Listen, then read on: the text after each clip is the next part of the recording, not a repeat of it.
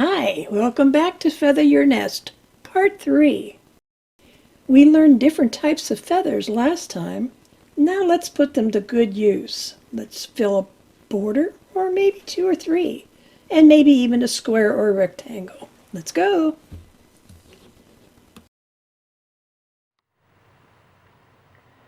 Now there may be times that you're wondering what to do in a border.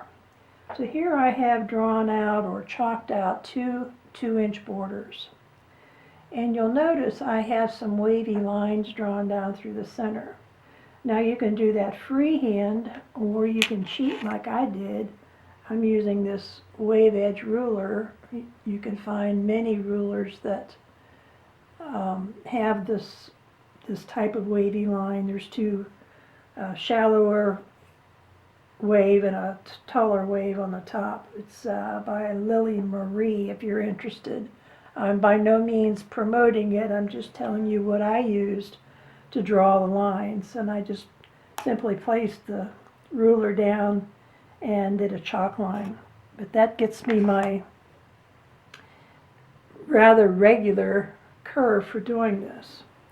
So I'm going to stitch along this stem line just as if we were doing a feather.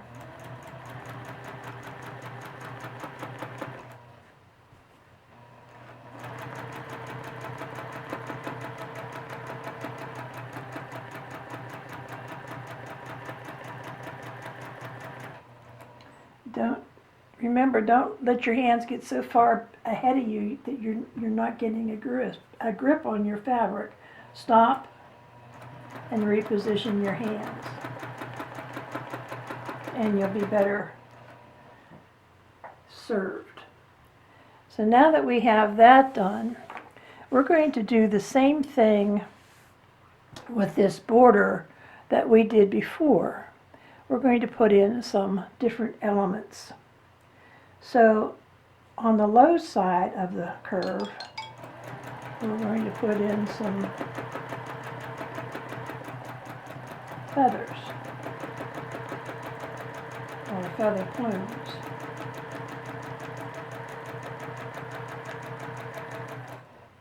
Now as the feather starts to curve in a different direction, you can put in a hook. And again, if you can't backtrack well, purposely make it look like a ribbon. And then when we get to the other side of this, we'll just travel up the stem, like so, and we'll put in another hook.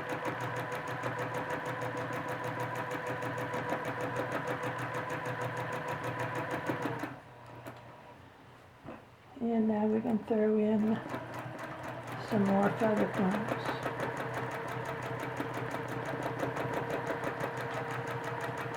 And basically, we're just alternating from side to side. There's no right way or wrong way to do this.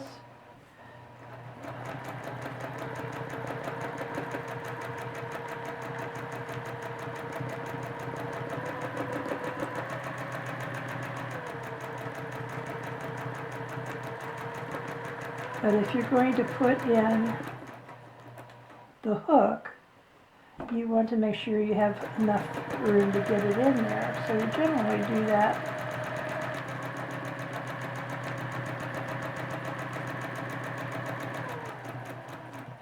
when you have the wider space. And we'll keep going up the feather.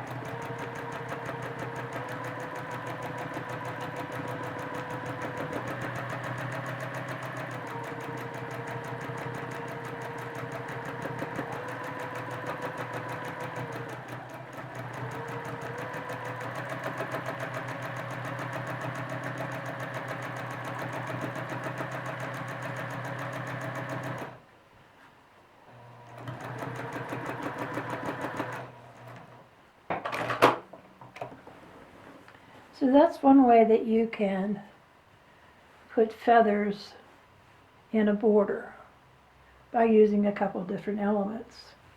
Now let's do that same stem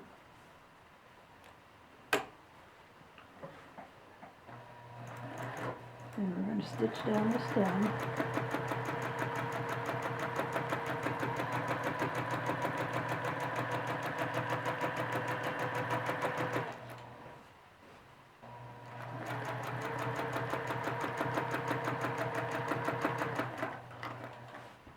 Now this time we're going to concentrate on where we're really going to be putting these hooks. We want to make it more, not so random, but more planned. So as I said, we want to put a hook in a space like this, where you have a wider area, and a space like this, and maybe over here. So if we mark those ahead of time, we know where we're going to put them. So we also have a wide space here, a wide space here, and we start out with a wide space. So it's all right to pre-plan like that instead of letting your mind wander. So let's go ahead and we're going to start out with a hook.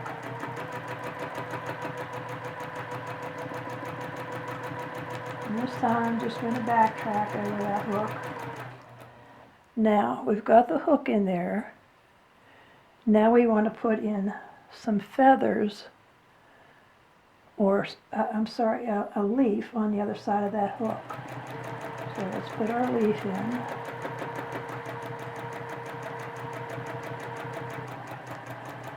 And put the stem in. So you have your hook and you have your leaf. Now let's go up the stem a little bit until we get to the next mark. And let's put our big hook right here.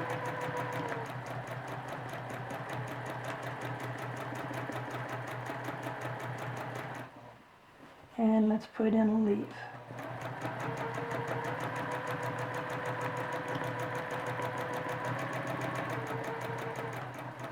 And the vein. Now let's go up to the next area for our hook. The big hook.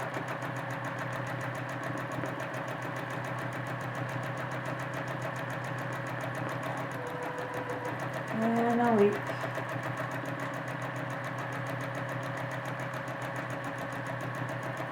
And the vein.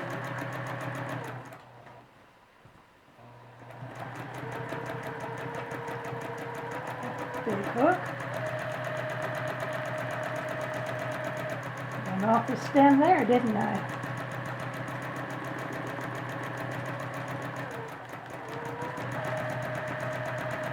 And a leaf.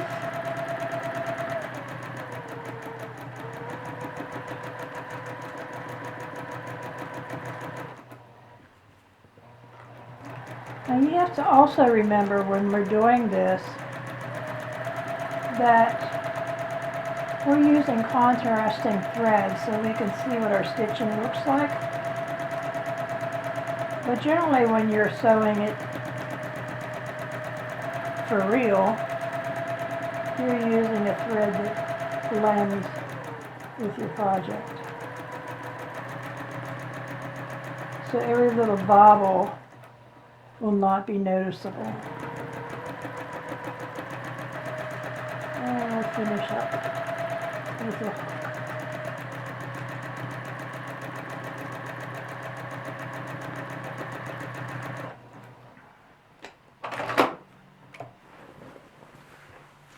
And brush our chalk away.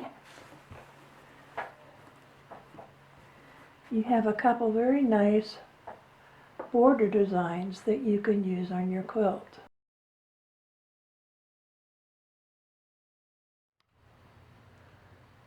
Time for breakfast or a snack? No, that's not what this is all about.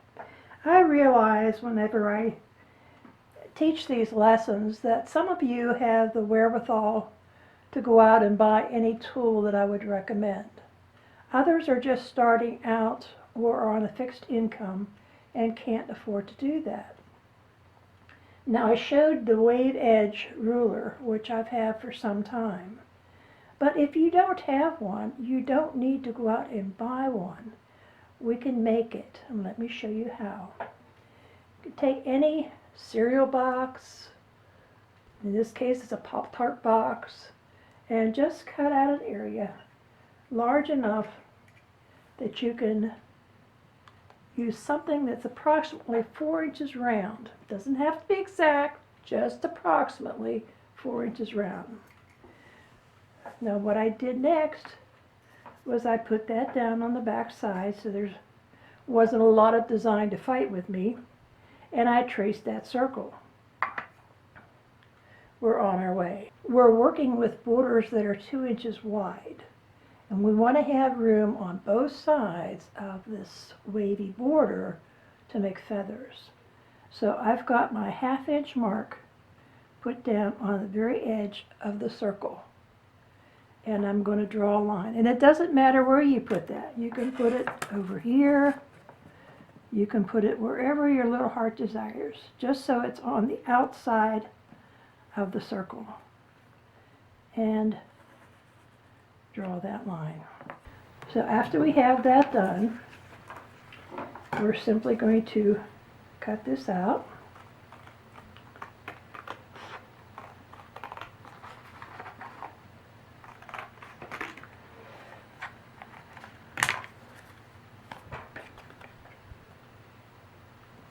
And try to stay pretty smooth along this line, but again, no quilting please. We're just trying to get a wavy vine for the middle of your border.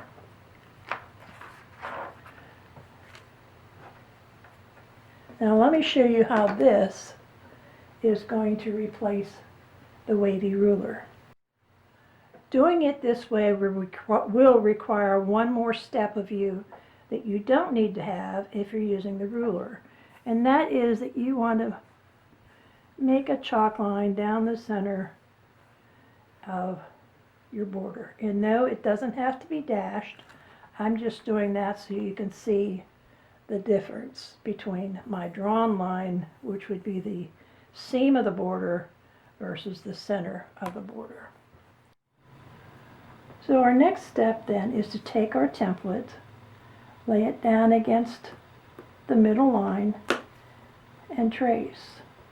Take it down to the other side, line those two up, keep it on the center line, and trace. We're going to keep doing that all the way down until we get to the end. And this is what we're left with. Now I'm doing this on a piece of cardstock. So, as I said, using this little tiny piece, which would be really frustrating after a while, would not be a thing that I'd want to do. So instead, I'm going to make a ruler. And I'm going to do that by cutting on my vine line. And we want to stay fairly close, but again, no quilt police. We're just trying to get the effect of a vine that's fairly even in its hills and valleys.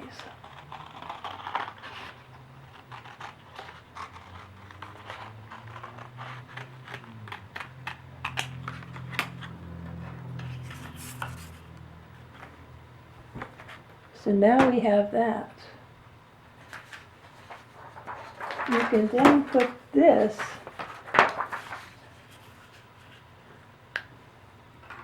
down on your fabric and trace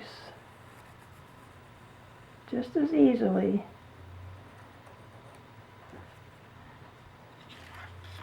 as I did with the wavy ruler, only we've made our own. Hate math? Not a problem. I've included a chart in your workbook that gives you the dimensions for various size border widths that you might use in the future. One of the advantages of making your own is it's made to fit the width of your border. And when you cut it out, you have two rulers. So you can put one aside for later, or you can extend to make it even longer. But for today, we're just going to use the one single width. And what you'll do is you'll still draw that center line down through your border, and you're going to line up the lines on your template to that center line so that you're sure that you're getting it in there straight. And then we're just going to, I'm going to use my other marker because I don't know if you're going to be able to see this ceramic marker as well. So we're just going to follow along.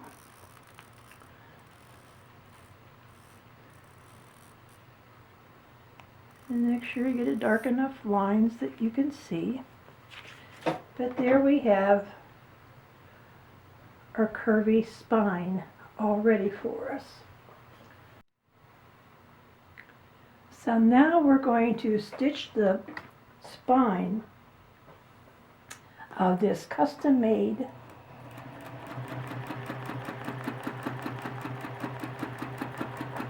feather. And I say it's custom made because the spine is actually custom made to fit our border width.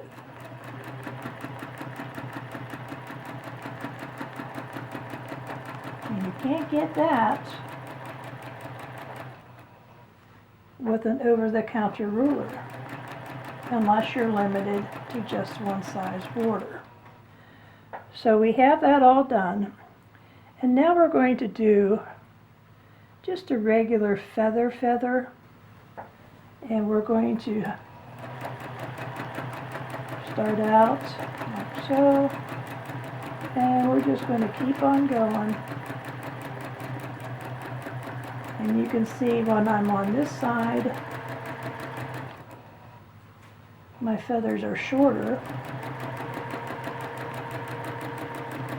When I get to the point where I have more of a dip on the spine, my feathers will increasingly start to get longer, like now.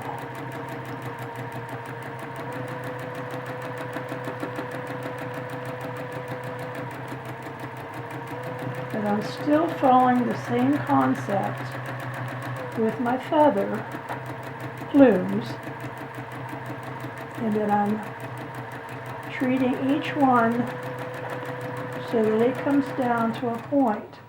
Now when I say that, I know some of you might get confused because I'm stopping right here rather than coming all the way down here. And the reason for that is if you look, the spine continues that feather plume down to a point. So that's why I can stop where I'm at.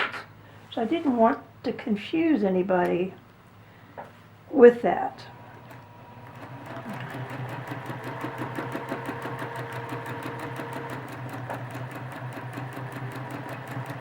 Now I need to start getting smaller or shorter with my feather plumes.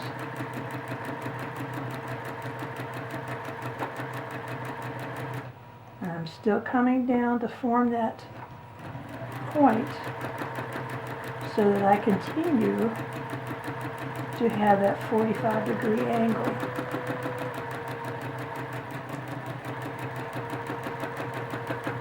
Now I have to start getting longer again.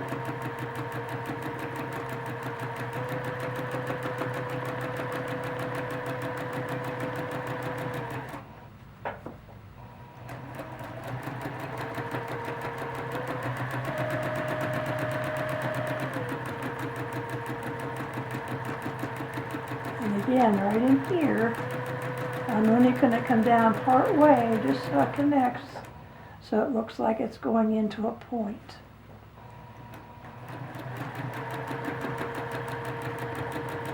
But I still have not lost my 45-degree angle.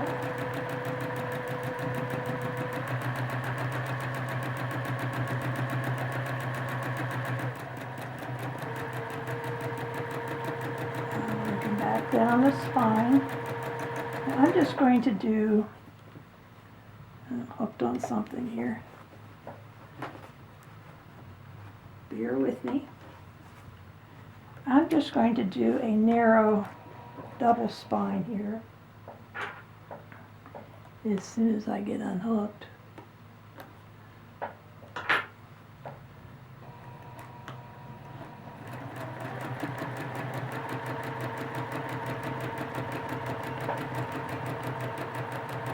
Or I could have stayed right on the original spine.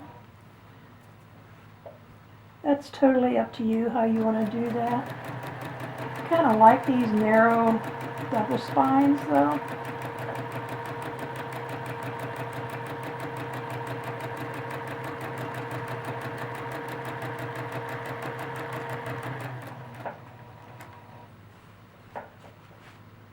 And now I'm just going to stitch, and you can watch what I'm doing.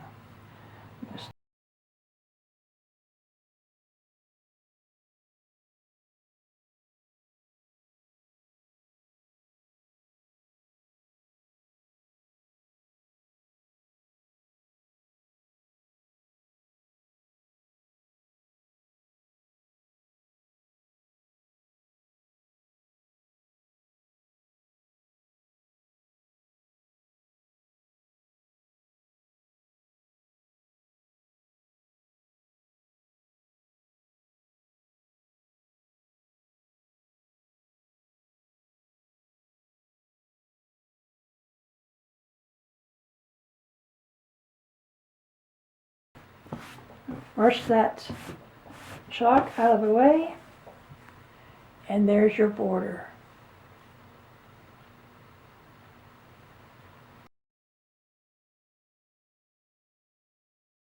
For this exercise, you need to draw a rectangle. And the one that I've drawn is approximately 6 inches by 9 inches. The size is not that important, but I know somebody's going to ask what size it is, so I'll tell you. In the middle of that rectangle, after you stitch around it, so this will resemble a block on your quilt that you're trying to fill in with feathers. I want you to draw or stitch out. You can draw the lines first and then stitch on your lines, but something like this with a lot of curves to it. Mine almost looks like an octopus if you look at it, but I have 1, 2, 3, 4 curves, so that's good for this training exercise. Once you get that done, then we need to mark these arcs. So right here, I'm going to put a line down the middle of this arc. I'm going to put one down the middle of that arc, down the middle of this arc, and down the middle of this arc. Now, you'll notice that it's not that important that I go on the outside of the arc, but I want the lines to be, if this were a bowl, I want it to be inside the bowl. So here's a bowl, I want it to be inside the bowl. Here's a bowl, it's inside. Here's a bowl, it's inside. So that's how you want to mark these off. And this is so that you can get a smooth transition from one point to another when you're going around these arcs.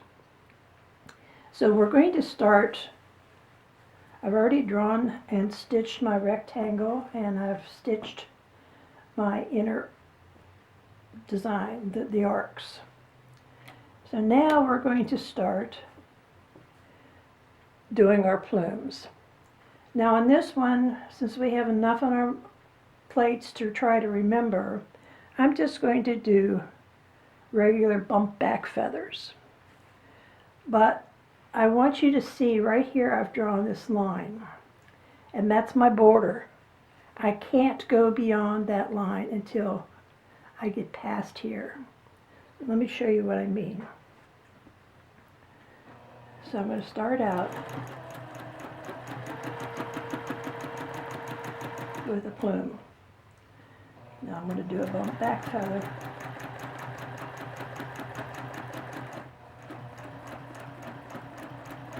But I can't go beyond that line. I'm going to do another bump back feather, but I can't go beyond that line. Now that I've got to the line, now I can go beyond the line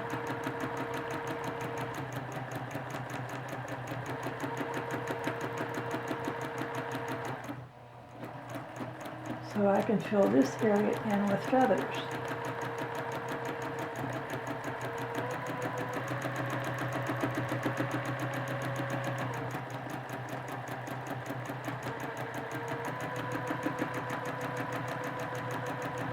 Now, do you see how these feathers kind of lay down as they're going around this arc?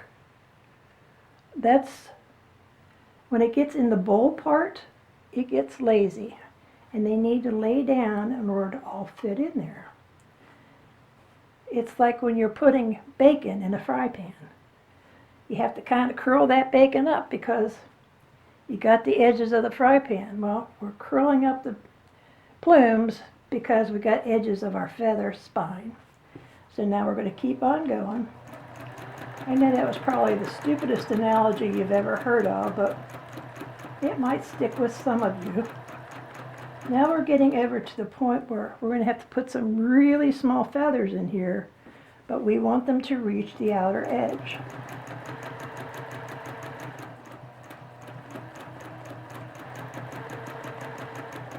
And this is one of the beauties of the bump back feathers. They're kind of easy to control as far as where you make them go.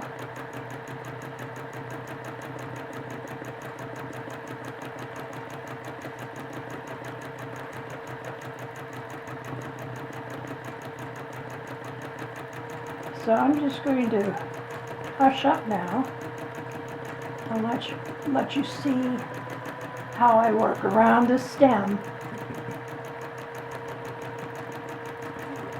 And I'll pick it back up again when we get to our next bolt.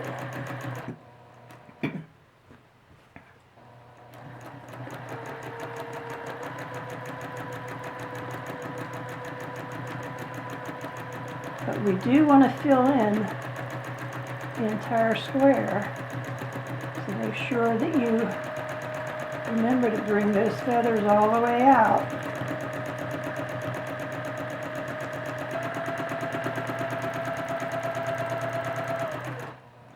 But again, remember this line.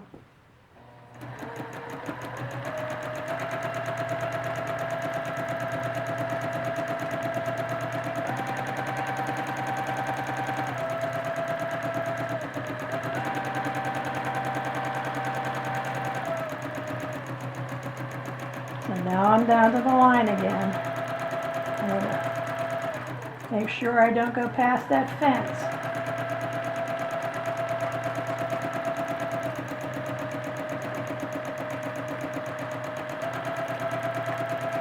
Now, I don't want you all to think that you can't do this. This is nothing more than the plumes that we did in the first part, the first lesson. We're just following a curved line, and we're following a fence line. Now we get around here, we're allowed on the other side of the fence. And now that we're on the other side of the fence,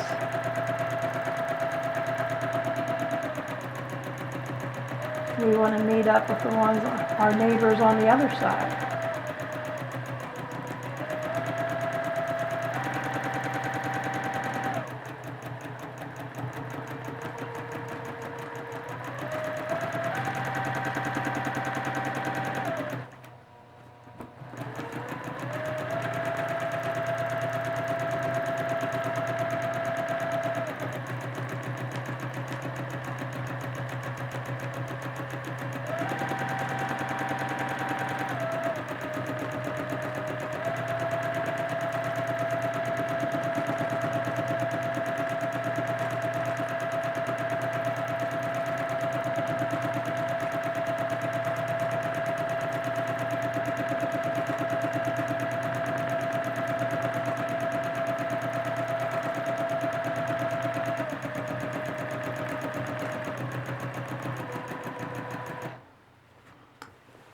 Okay, now that we've got here, you're probably all holding your breath thinking, oh, she's not going to make me do this backwards, is she? No, she's not. You can either break thread at this point, or you can trace your vine back to the beginning. I'm purposely going to break thread because I want to come back later. I don't know if I've ever shown you how easy it is to tie off and bury your thread. So I'm going to leave that so that we can do that later. So I'm going to pull this out further and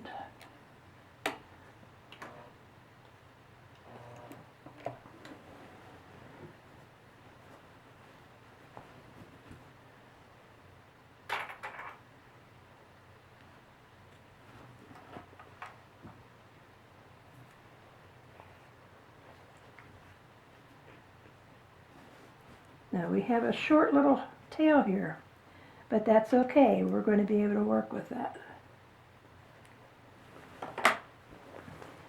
So let's get over to this side again. And I didn't start out with a long bobbin tail here, so I'm just going to cut this one off. Now we're ready to start on this side.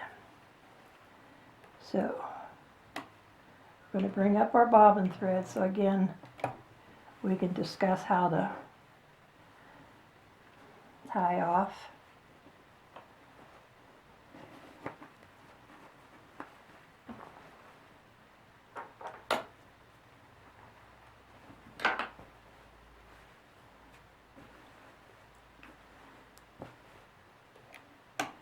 And we're going to basically work around this side of the spine very much in the same manner.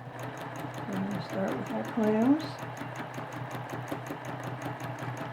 making them very short here because we don't have much room to put them in. Now we could do partial plumes here, but when we're working with feathers, I kind of like to do the whole thing.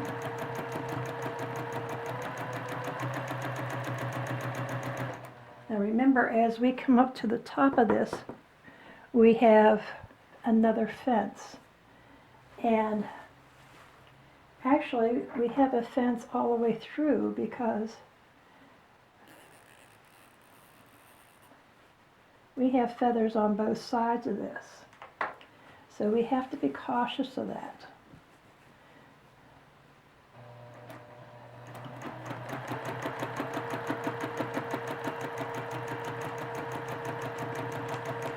Up to the fence, but not past it.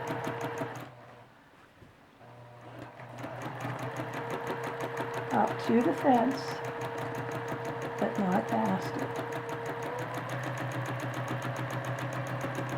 And we're doing nothing but the regular plumes like we did before in our first lesson. But this time we're making them fit a space, just like you would on a quilt. Now we need to swing around to get to here.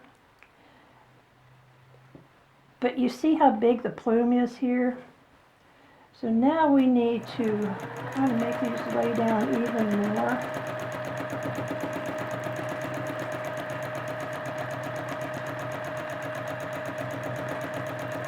See how much they're laying down?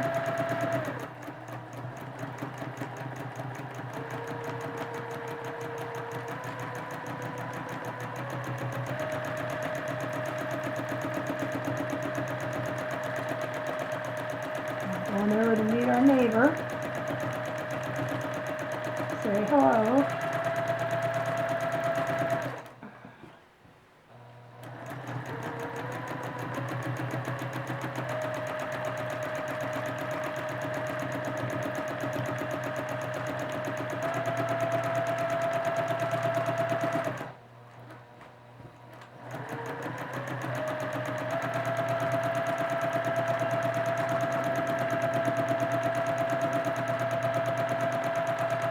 Now you notice how I am coming up to meet the neighbor, but I'm not overriding my neighbor. I'm not going over top of him.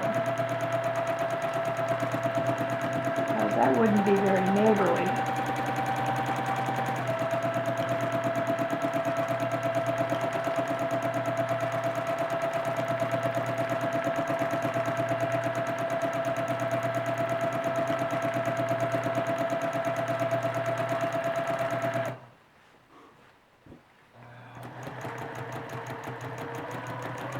Forgot where I was going there for a minute.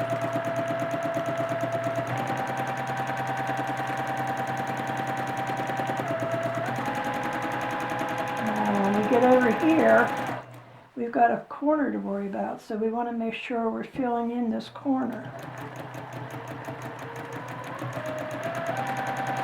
So reach out with those plumes.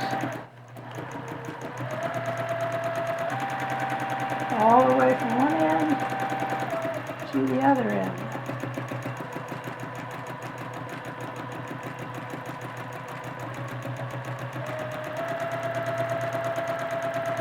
And that's how you get the box completely filled in when you reach out like that. Now remember, we're coming up here to a fence. Now we've got a pretty big feather here, but we need to start shortening them up here so we don't get past that fence. So, with that in mind,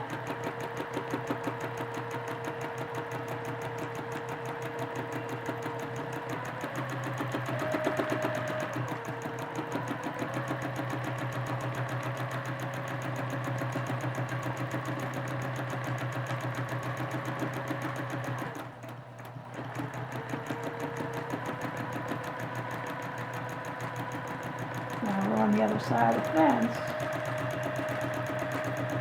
So we can come over and say hi to the neighbors. Now if you notice, I just messed up again right there. But you know what? In the scheme of things, when you get a quilt all done, nobody but you will notice.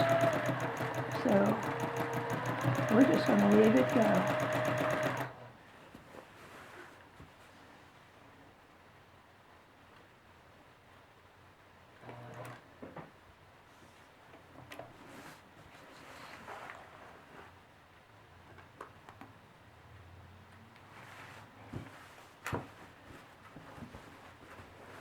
So there is our rectangle completely filled in. Looks pretty good, doesn't it? And all it is the plumes following a curve and paying attention to the fences while reaching over to tell your neighbor on the other side hello. Now let me show you how we're going to pull up those threads.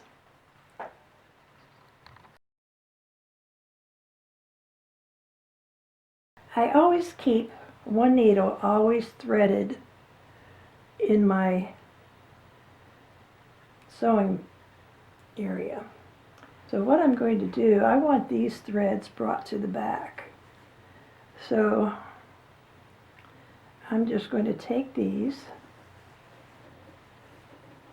threads and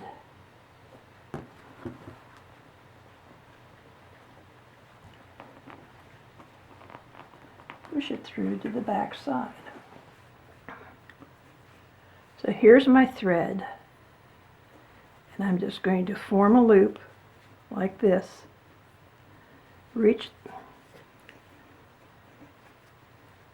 through with my fingertips, grab the end of that thread and pull it through the loop. That's going to be my knot. Now I'm going to take my threaded needle, I'm going to put that through the loop, and I'm going to pull on the thread tail until it gets close to the quilt, but not right on top of the quilt.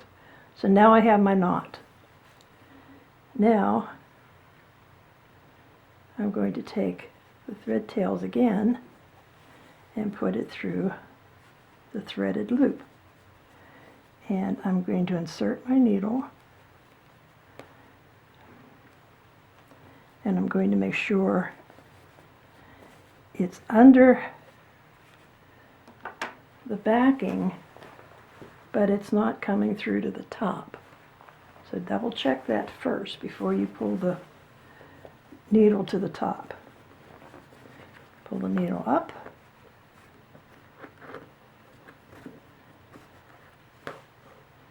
You hear the knot pop through.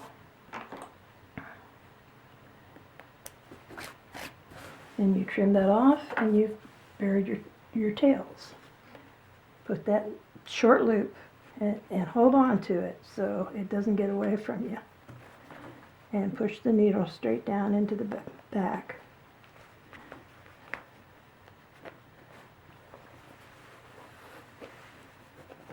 And now you have that short tail. So fortunately, one of the tails was long. So what I'm going to do here is just tie a knot.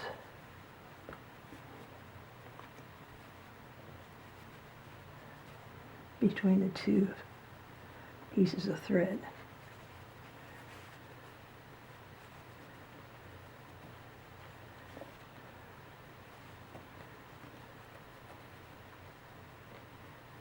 Like so. Now I'm going to do the same thing. I'm going to grab my threaded needle, put those tails through the loop,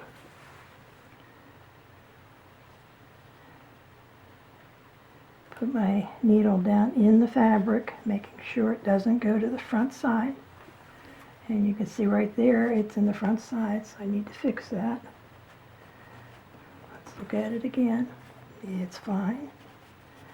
Pull that tail, and now the short tail and the long tail are buried just fine. And that's how you bury your threads. Well, that's it for now. I hope you've learned a lot. I hope that you post your pictures, ask your questions on the group page so that everybody can be involved and learn from each other. Until then, we'll see you next time. Bye.